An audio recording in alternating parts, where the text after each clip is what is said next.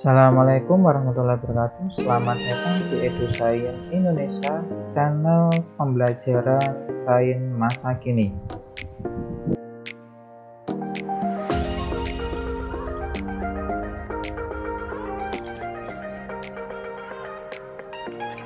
Pada video kali ini akan dijelaskan mengenai mikotoksin.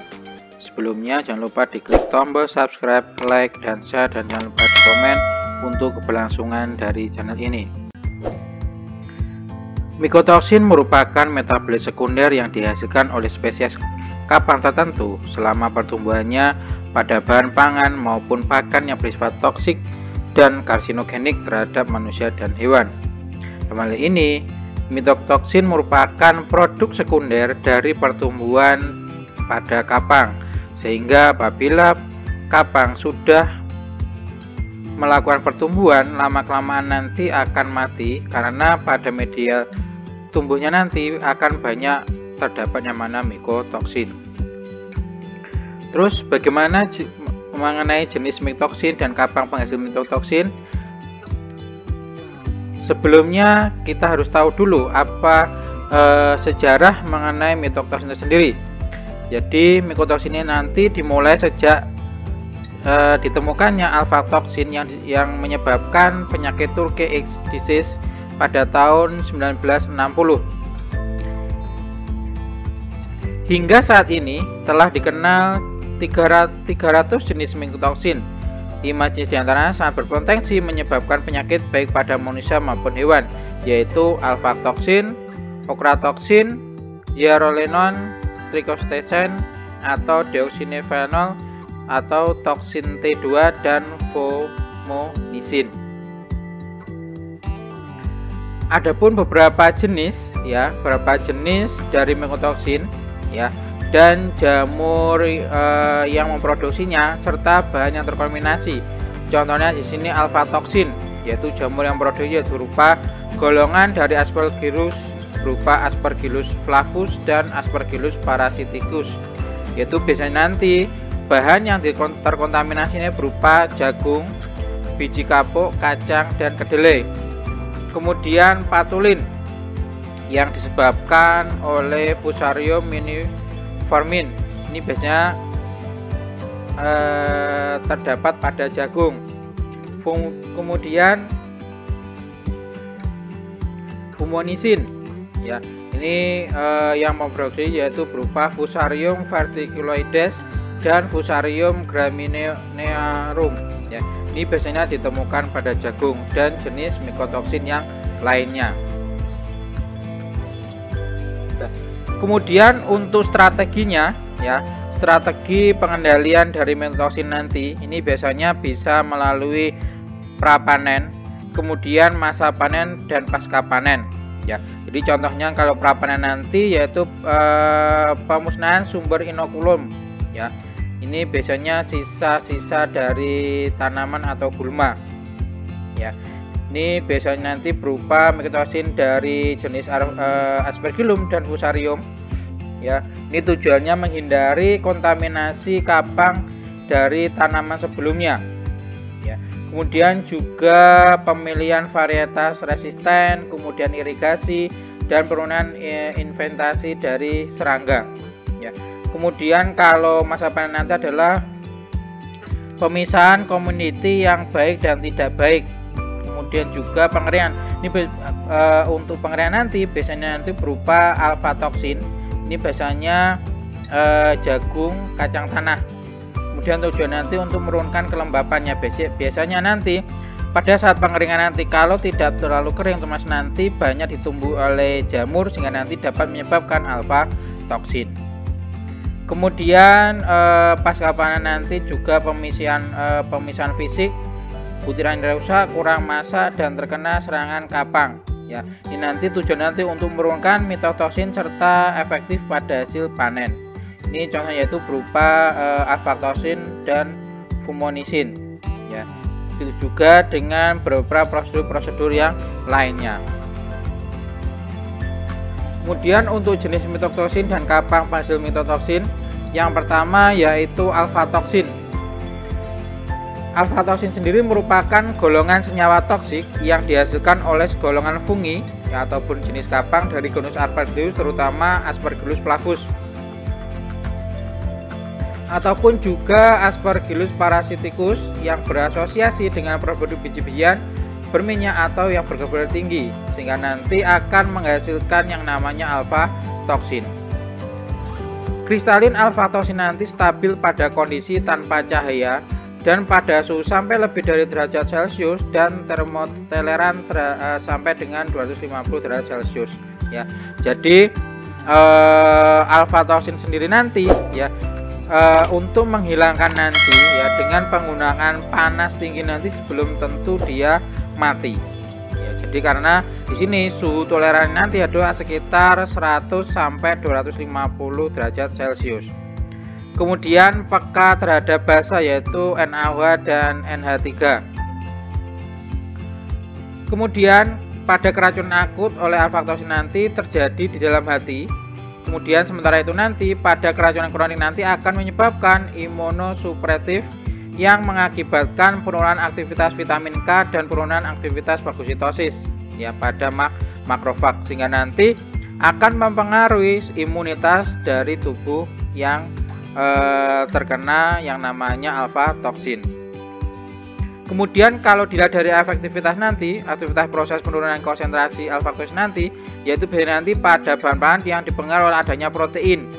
Kemudian pH sendiri, suhu dan lama pengolahan. Jadi semakin lama pengolahan nanti, termasuk nanti alfa-toksin nanti dia akan semakin sedikit. Ini adalah gambaran dari jagung yang terkena jamur ya berupa Aspergillus flavus, dan ini adalah yang paling bawah adalah gambaran dari Aspergillus flavus. Kemudian bagian tengah nanti adalah di sini berupa struktur kimia dari alfa-toksin. Kemudian untuk jenisnya nanti ya alfa-toksin nanti dibagi menjadi 6, yaitu alfa-toksin B1, alfa-toksin B2, alfa-toksin G1, alfa-toksin G2, alfa-toksin M1 dan alfa-toksin M2 ya. Berbagai jenis alfa-toksin nanti juga akan memiliki serangan atau akibat dari adanya alfa-toksin sendiri. Jadi ada beberapa alfa-toksin nanti yang sifatnya toksik, sangat toksik sekali. Kemudian alfa-toksin nanti sering ditemukan pada jagung dan produk olahannya, kemudian kacang dan produk kacang-kacangan, kemudian biji kapas, susu, trinat seperti kacang Brasil, kacang pistachio dan walnut. Kemudian juga dapat ditemukan pada sereal dan produk sereal seperti pasta dan mie instan. Ya, jadi biasanya nanti kalau mie instan nanti sudah ada kapang tomatsin nanti, biasanya nanti berupa akan dihasilkan namanya alfa-toksin. Biasanya nanti untuk jenis kapang seperti halnya Aspergillus flavus nanti dia nanti tumbuh kapangnya nanti berupa warna putih. Ya. Kemudian bagaimana cara detoksifikasi alfa-toksin? Yaitu dengan cara 3 cara, yaitu berupa pengaruh radiasi, kemudian perlakuan kimia dan perlakuan biologis. Untuk perlakuan radiasi nanti bisa menggunakan panas, kemudian adanya ekstraksi alfa-toksin dan perlakuan fisik ya. Kemudian kalau untuk yang kimia nanti yaitu berupa asam, kemudian dengan perlakuan basa dan perlakuan oksidator. Jadi kalau asam nanti dari biji-biji nanti itu direndam dengan menggunakan asam ya, ataupun menggunakan basa. Kemudian kalau secara radiasi nanti itu bisa dipanaskan di bawah sinar matahari, sehingga nanti jagung ataupun buah yang terserang oleh alfa-toksin nanti dia nanti akan mati. Kemudian kalau secara biologis nanti dengan menggunakan jenis kapang yang dapat membunuh adanya interaksi adanya kapang dari Aspergillus flavus. Kemudian kalau untuk melihat adanya alfa-toksin nanti ini dapat menggunakan yang namanya kromatografi lapis tipis densitometri kemudian kromatografi cair kinerja tinggi, dan enzim ligen imunisasi atau ELISA. Ya. Jadi dari ketiga jenis nanti ya, yaitu beberapa KLT, KCKT, dan ELISA nanti, dia nanti memiliki sensitivitas yang berbeda-beda. Ya. Jadi biasanya nanti kalau untuk KLT nanti ini berdasarkan berupa bercak, kemudian dihitung dengan menggunakan RF-nya. Kemudian kalau dilihat dari spesifitasnya nanti, jadi nanti kalau untuk KLT nanti dapat membedakan jenis-jenis alfa-toksin. Kemudian kalau ELISA nanti kita dapat menghitung alfa-toksin total. Kemudian kalau dilihat dari waktunya nanti untuk penggunaan KLT nanti lama karena kita harus menunggu jalannya dari ekstrak dari alfa-toksin tadi. Kemudian kalau KCKT dan ELISA nanti dia lebih cepat. Ya. Kemudian kalau dilihat dari biaya nanti, dia nanti untuk KCKT nanti lebih mahal karena kita membutuhkan beberapa bahan-bahan kimia untuk digunakan sebagai analisis dengan menggunakan kromatografi cair kinerja tinggi. Kemudian jenis yang kedua yaitu fumonisin. Fumonisin sendiri adalah merupakan kelompok mikotoksin yang diproduksi oleh jamur dari genus Fusarium, terutama Fusarium verticilioides, Fusarium proliferatum, Fusarium anthophyllum, dan Fusarium nigamae. Fumonisin nanti ini dia stabil dan tahan panas sampai dengan 25 derajat Celcius. Ya. Kemudian sering terdapat bersamaan dengan adanya mikotoksin lain, seperti halnya alfa-toksin, deoxyphenol atau DON, dan zearalenone. Ya. Jadi fumonisin nanti dia nanti tidak kadang dia tidak berdiri sendiri. Ya. Dengan dapat adanya alfa-toksin, dexonidone ataupun zearalenone baru nanti dia akan berasosiasi dengan yang mana fumonisin. Hingga saat ini telah diketahui 11 jenis senyawa ya. Senyawa dari fumonisin yaitu fumonisin B1, FB2, FB3, dan lain-lain. Kemudian di antara jenis fumonisin tersebut B1 atau FB1 nanti atau fumonisin 1 nanti mempunyai toksisitas yang dikenal juga dengan namanya makrofusin. Kemudian fumonisin B1 dan B2 ini banyak mencemari ya, banyak ditemukan pada jagung dalam jumlah cukup besar. Kemudian untuk fumonisin B1 nanti juga ditemukan pada beras yang diinfeksi adanya Fusarium proliferatum. Kemudian kalau dilihat dari toksisitas nanti, fumonisin bersifat sangat toksik terhadap kuda atau keledai yang menyebabkan nekrosis di otak. Ya. Samping juga nanti dapat menyebabkan kanker hati pada tikus dan gangguan saluran pernapasan pada babi. Ya. Jadi pada kuda pun di sini nanti dia dapat menyebabkan nekrosis, ataupun pada babi adanya kanker hati dan saluran pernapasan. Begitu juga kalau pada manusia, otomatis nanti efeknya akan sama. Ya, jadi hati-hati kalau kita makan jagung yang ditumbuhi oleh golongan dari fumonisin ini nanti. Kemudian biasanya nanti dapat ditemukan terutama pada jagung dan komoditi lain seperti hanya beras dan sorghum. Kemudian juga bisa ditemukan pada produk jadi ya, yaitu berupa sereal, sarapan berbahan dasar jagung, bir, dan makanan ringan. Kemudian untuk analisisnya nanti ini dapat menggunakan berupa ekstraksi fumonisin dari jagung atau produk berbahan dasar jagung menggunakan metanol cair ataupun asetil nitril. Ya, kemudian baru nanti dicek dengan menggunakan dua metode yang berbasis kromatografi cair, yaitu berupa perkan anion dan ekstrak pelarut dan ekstraksi dan kolom imunoafinitas. Jadi kalau yang pertukaran anion dan ekstrak pelarut nanti dia untuk menganalisis fumonisin jenis B1, B2, dan B3 pada jagung. Kemudian kalau yang imunoafinitas nanti untuk menganalisis fumonisin B1 dan B2 pada jagung dan cornflakes. Ya, jadi basicnya nanti dengan menggunakan yang namanya kromatografi cair. Kemudian juga dapat menggunakan TLC dan ELISA ini biasanya untuk komunitas beberapa jenis fumonisin ya. Karena biasa nanti untuk TLC dan ELISA nanti kita nanti dapat melihat nilai total dari fumonisin sendiri. Kemudian juga HPLC nanti dia kita akan memperoleh beberapa jenis dari fumonisin berdasarkan peak yang hasil analisis.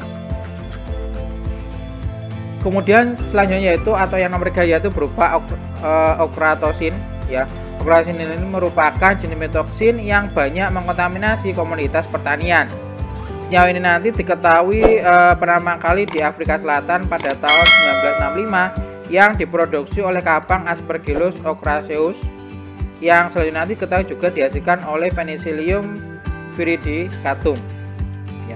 Ini biasanya kalau terdapat di daerah subtropis. Kemudian Aspergillus carbonarium ini terdapat di daerah tropis. Kemudian juga dapat dihasilkan oleh yang namanya Penicillium veruasum. Kemudian kalau dilihat dari kestabilannya bahwa ochratosin nanti dia molekulnya cukup stabil dan dapat bertahan pada produk olahan bahan pangan. Ya, jadi selain dia nanti sebagai mencemari bahan baku juga nanti berupa produk olahan. Kemudian biasanya ochratosin nanti banyak terdapat pada produk kopi, kemudian bir, buah kering, wine, kakao, dan kacang-kacangan. Kemudian juga ditemukan pula selama proses pembuatan bir, kemudian roti, sereal, sarapan, dan pengolahan kopi, serta pakan dan daging. Secara umum terdapat 3 macam ochratosin yang disebut dengan ochratosin A, B, dan C. Namun yang paling banyak dipelajari adalah ochratosin A karena bersifat paling toksik di antara yang lainnya. Inilah adalah struktur kimia dari antara ochratosin A, ochratosin B, C, dan ochratosin TA. Ya, karena berdasarkan beberapa penelitian bahwa dari keempat jenis ochratosin nanti yang paling toksik adalah ochratosin A.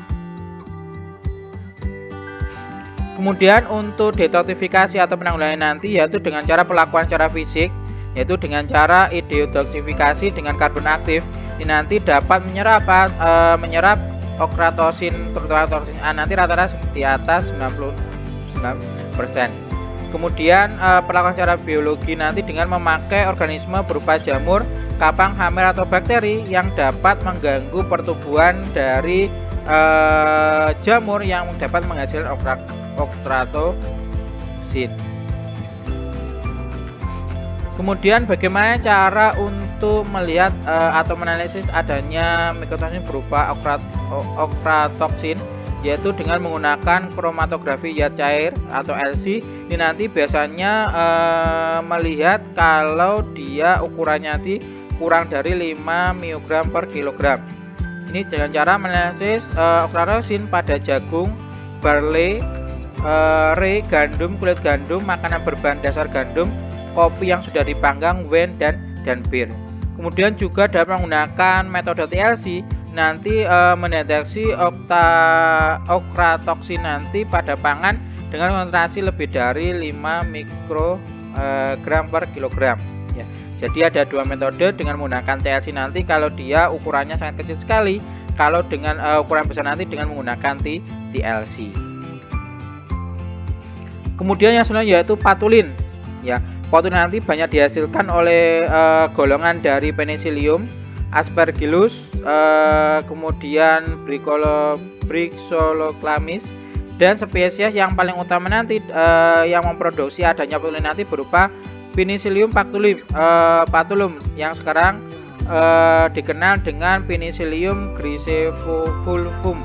Ya, toksin nanti dapat menyebabkan kontaminasi pada buah, kemudian sayuran, sereal, dan terutama pada apel. Jadi Botulin nanti ya atau patulin nanti banyak ditemukan pada buah apel. Kemudian patulin nanti mudah larut dalam air, kemudian metanol, etanol, aseton, etil asetat, amil asetat, dietil ether, dan benzen, dan juga nanti mudah terdekomposisi pada air aqueous atau air destilasi. Kemudian stabil pada kondisi asam dan pada pemanasan sampai dengan 100 derajat Celcius. Jadi untuk membunuh adanya botulin nanti kita bisa dengan cara mencucinya ataupun dengan cara dipanaskan hingga mencapai 100 derajat Celcius. Kemudian patulin nanti ini utamanya nanti ditemukan pada apel yang telah berjamur, juga produk berbasis apel. Jadi bisa jadi minuman sari apel ataupun makanan yang berdasar berbahan dasar apel yang sudah dicemar adanya patulin. Namun patulin nanti juga terdapat pada buah-buahan yang lain seperti halnya anggur, stroberi, bahkan pisang yang dapat ditumbuhi oleh jamur berupa yang dapat menghasilkan adanya berupa patulin. Kemudian adanya dampak dari terpaparnya patulin nanti ini dapat menyebabkan toksisitas sistemik, yaitu patulin nanti dapat masuk ke dalam sistem pencernaan. Ini nanti dapat merusak usus, peradangan, dan juga pendarahan. Kemudian selain ke usus nanti juga bisa masuk ke liver. Ini nanti dapat menyebabkan ALT, AST, dan MDA ya yang menurun. Kemudian ginjal nanti juga dapat menyebabkan generasi glomerulus dan tubulus renalis. Jadi nanti akan mempengaruhi adanya penyaringan dari glukosa, sehingga nanti dapat menyebabkan penyakit diabetes mellitus.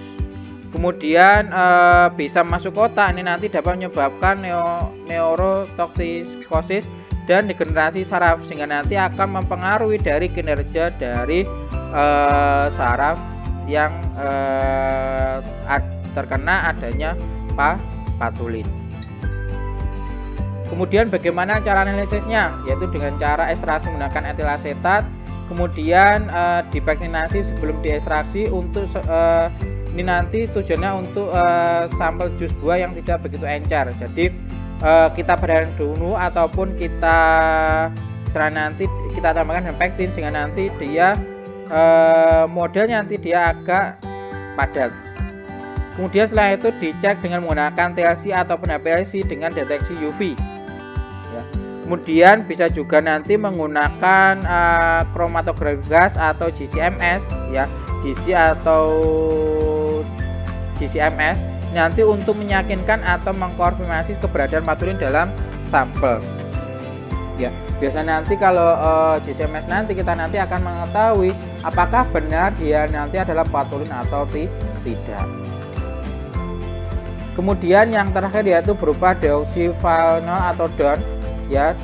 Deoksinivalenol nanti atau DON nanti adalah merupakan mikrotoxin alami, terutama dihasilkan oleh namanya Fusarium gramineum ya. Kemudian keberadaan DON nanti kadang disertai dengan mikrotoxin lain yang dihasilkan oleh spreannya Fusarium spreana seperti zearalenone, nivalenon, dan fumonisin. Kemudian banyak terdapat pada kelompok gandum sebenarnya wheat, barley, oat, gandum hitam, tepung jagung, sorghum, triticale, dan beras.